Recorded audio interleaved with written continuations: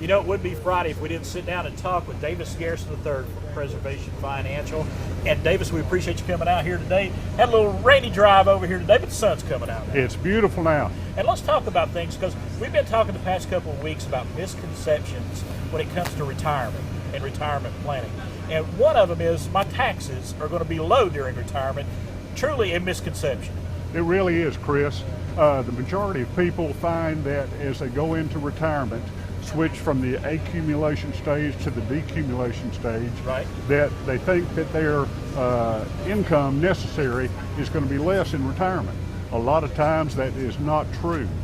And the biggest downfall that people make, number one, if the market takes a downturn in the first 5 years after retirement, right, you're really going to be suffering from it, because you're going to lose to the market and you're going to be withdrawing funds out of that.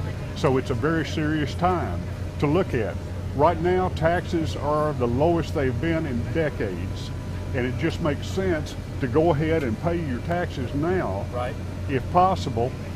You might be in the 12-14% tax bracket, right, and that's an effective tax bracket because taxes are now progressive, and it just makes sense to go ahead and pay the taxes, get rid of them, and you can live a tax-free retirement. Right. And I think another misconception that we were wanting to talk about is too, you were talking about withdrawing.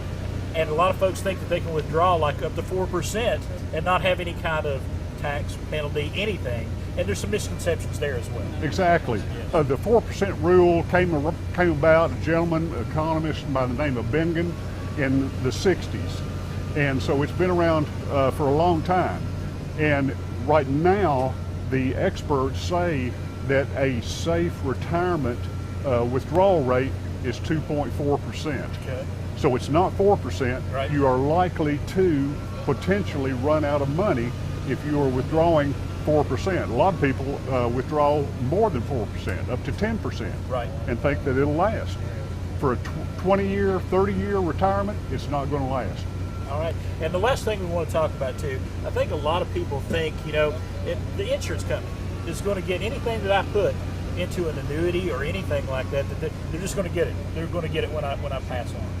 Is that true? No, it's not. Yeah. And one of the beauties of an annuity or a brokerage account is that you can designate a beneficiary. Right. The beneficiary designation passes outside of probate, which yes, is very important. It is very important. You probated an estate. Right. And it is very, very important because attorney fees, the time span, it takes about a year on average to probate an estate. And the insurance companies do not keep all of your money right, if you die. It passes to your named beneficiaries. Right. Beneficiary designation is very, very important. It is. Like I said, because it trumps a trust or your will. So lots of information we've talked about the last 3 weeks.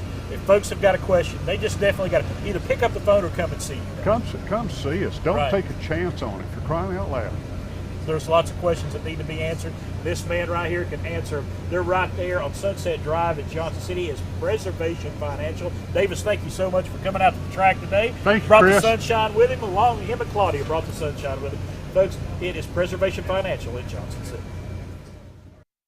The preceding portion of Daytime Tri-Cities was sponsored by